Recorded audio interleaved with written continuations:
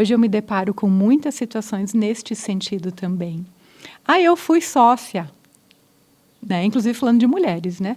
Eu fui sócia do meu marido, eu acabei me separando, mas eu não fiz o divórcio, eu não fiz a minha saída da sociedade e deixa. Um dia eu vou resolver. Olha, ou eu não quero saber disso. A gente nega, não olhar, né? Aí parece que a gente que está sendo chata, a gente que quer. Não, mas eu quero clareza.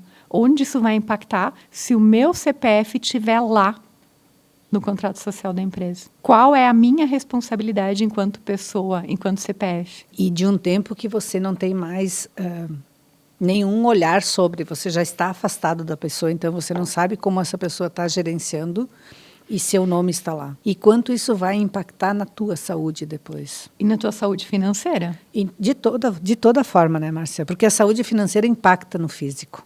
A gente não pode mais negar isso. Não, isso não tem como negar. Porque uma das questões que se vê, assim, quando a pessoa não tem recursos para fazer sua sobrevivência ou baixa muito o seu nível de consumo, de bem-estar, ela adoece. Inclusive, eu tenho escutado muito, eu tenho visto muitos casos como esses, que inclusive a dívida está aí, e a dívida, né, ela já está em esfera judicial, com bloqueios de valores em conta. E aí a pessoa não consegue nem sacar o dinheiro para sobrevivência. Inclusive, uma das perguntas que eu fiz foi, mas você já buscou um advogado? Você já buscou se inteirar do que está acontecendo, do montante dessa dívida? Ainda não.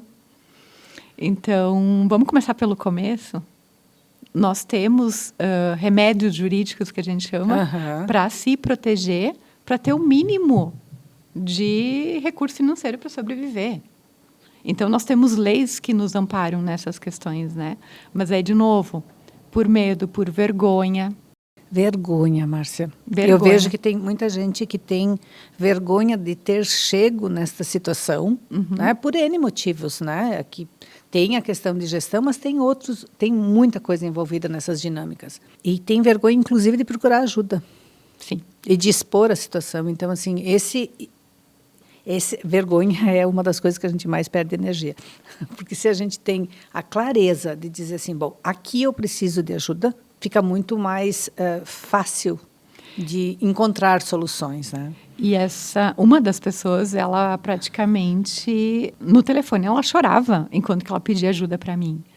E eu disse, eu vejo o teu sofrimento, eu sinto toda essa tua angústia, sim, mas o primeiro passo é estancar isso e não deixar isso seguir, né? Então, lógico que ainda tem um caminho para percorrer, porque teu CPF está lá no contrato social e tudo mais, né? Então, muito importante, quando você é sócia, quando você é sócio de empresa, procure entender todo o cenário, porque pode resultar lá no CPF e na sua saúde, né? E da sua família também. E isso, de novo, estamos no mês de setembro, setembro amarelo, mês de atenção à saúde mental.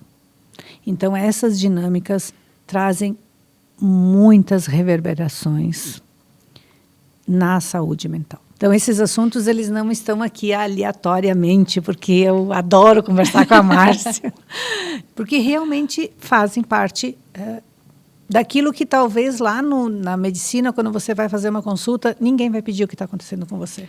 Sabe, Nata, que esses dias uma pessoa me disse assim, nossa, Márcia, tu é uma contadora integrativa?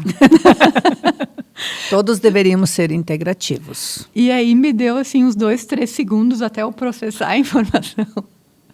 E aí ela disse, sim, é integrativo, porque contabilidade é uma parte. E eu, como contadora, já trabalhei dentro de empresas e hoje atuando, né, em empresas que eu atendo, a gente vê só o final. Então, muitas vezes, o contador ele vê só um pedaço da história. E quando a gente olha para o CPF, quando a gente olha para as transações, a gente olha para o processo, é integrativo. Uhum. É como um médico, né? Eu vou no médico do pescoço, ele vai olhar só o pescoço. Então, o contador ele vai só olhar o DRE, o balancete, o fluxo de caixa. Não, eu preciso entender tudo o que está acontecendo aqui. Essa é a minha verdade. Esse é o meu modo de trabalhar, né? Desse olhar para o todo. E aí, quem faz parte de um negócio? Quem faz parte de uma empresa? E aí, dentro das constelações nas organizacionais, quando a gente faz algum exercício né, de constelação ou de exercício sistêmico, muitas vezes o próprio dono ou a gestão exclui o cliente. Uhum. Ou o fornecedor. Ou alguém que está sendo colocado como sócio e nem é sócio. Aí nós vamos de novo para essa questão de estar no papel, não estar no papel, estar no contrato, não estar no contrato, né? Então, precisamos olhar para todos que fazem parte. E essa questão de qual é a tua função, né? Uhum. Qual é a sua função dentro dessa organização? Por o que você responde, né? Questões de liderança, né? Hoje, o que eu mais escuto? Hoje em dia, ninguém mais tem vontade de trabalhar. Mas como é a sua liderança? Ela é clara? A sua função dentro da empresa é clara? A função da pessoa que você está, né, julgando é clara? Ela sabe o que tem que fazer? Ela está sendo cobrada sobre aquilo que você contratou ela? Eu fui contratada só para fazer isso. Só para determinada função. Então, a gente também vê isso, né, Nata? Líderes e liderados. Líderes e liderados. E tem que ter clareza disso. Uhum. Mas aí o líder, muitas vezes também, nós temos esse cenário, né, Nata? Sim. De querer abraçar e ser praticamente um pai para o seu funcionário, né? As confusões de papéis. As confusões de papéis. Que quando se entra no local, qual é o meu papel aqui? E até onde vai? Embora o coração seja gigante, você tem que pensar, mas cabe neste local? Porque aí a gente cria desordem, né? Uhum. E isso custa. Isso custa tempo, dinheiro, energia. A expectativa que você quer que aquela pessoa responda aquilo que você está dizendo, né? E nem sempre você pediu para ela se ela quer. Se ela quer aquilo, você não pediu. Não deu a oportunidade, né? E aí, essa tua fala, Nata, me remete para algo, de novo, todos os dias a gente vê. As empresas perderam o simples e o básico. Como nós, da empresa está igual a nós. O óbvio precisa ser dito. Pergunta. Pergunta. Não, a gente não questiona. Faz aqui. E a gente sabe que tem pessoas que precisam entender por que eu preciso fazer isso aqui. Então, são 2 segundos a mais só para terminar a frase. A Márcia quer os dados. Mas por que a Márcia quer os dados? A Márcia quer os dados para analisar a saúde financeira da empresa. Por isso, esse relatório. Vai lá e faz. Então, muitas vezes, a gente também não entende por que aquele nosso serviço ali foi solicitado, ou aquele, né, pedido ali foi feito, porque a gente não fala, a gente não... né? Então, a gente realmente precisa voltar a fazer o básico. E eu tenho casos que me chamam muita atenção. Bom, primeiro eu tenho que deixar claro e ter um agradecimento especial, e eu tenho de ter tido professores maravilhosos, né? Não só os do curso formal, né? Mas eu tive professores maravilhosos na vida. Os mestres, né? Os mestres. E um dos grandes mestres aqui, eu honro e não está mais aqui, que é o Josmar, né?